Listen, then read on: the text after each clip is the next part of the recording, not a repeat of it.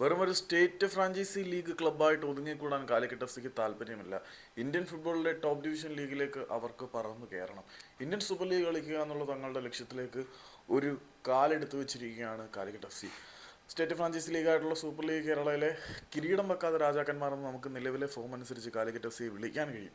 ആ Calicut F C Kerala premier league കളിക്കാൻ തയ്യാറാവുകയാണ്. Kerala premier ലീഗിൽ വിജയിച്ച് കഴിഞ്ഞിട്ട് ഐ ലീഗ് 3യിലേക്കും പിന്നീട് ഐ ലീഗ് 2യിലേക്കും അവിടെ നിന്ന് ഐ ലീഗിലേക്കും പിന്നീട് ഐ എസ് എല്ലിലേക്കും കിടക്കുക എന്നുള്ളതാണ് അവരുടെ ഒരു റോഡ് മാപ്പ്. ആ ഒരു റോഡ് മാപ്പിലെ ആദ്യ പടിയാണ് അവർ സ്റ്റേറ്റ് ഫ്രാഞ്ചൈസി ലീഗ്. ഒരു ഫ്രാഞ്ചൈസി ലീഗ് ക്ലബ്ബ് എന്നതിനപ്പുറത്തേക്ക് കേരള പ്രീമിയർ ലീഗ് കളിക്കാൻ പോകുന്നത്.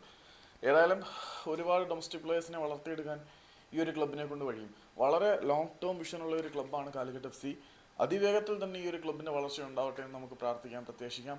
ഏതായാലും ഐ എസ് എൽ നിലവാരത്തിലുള്ള താരങ്ങളെ തങ്ങളുടെ കൂടാരത്തിലേക്ക് കൊണ്ടുവരാൻ സ്റ്റേറ്റ് ഫ്രാഞ്ചൈസി ലീഗ് ക്ലബ്ബായിട്ടുള്ള ഈ ഒരു ക്ലബിന് കഴിയുന്നുണ്ട്. പക്ഷേ നമ്മുടെ കേരള പ്രീമിയർ ലീഗിൽ വിദേശ താരങ്ങളെ കളിപ്പിക്കാൻ പറ്റാത്തതിൻ്റെ ഒരു പ്രശ്നം ഉള്ളതുകൊണ്ട് അവർ ഡൊമസ്റ്റിക് പ്ലേയേഴ്സിനെ കണ്ടുപിടിച്ച് ഫുൾഫിൽ ചെയ്ത് നേട്ടമുണ്ടാക്കണം എന്നുള്ളൊരു വെല്ലുവിളി തന്നെയാണ്.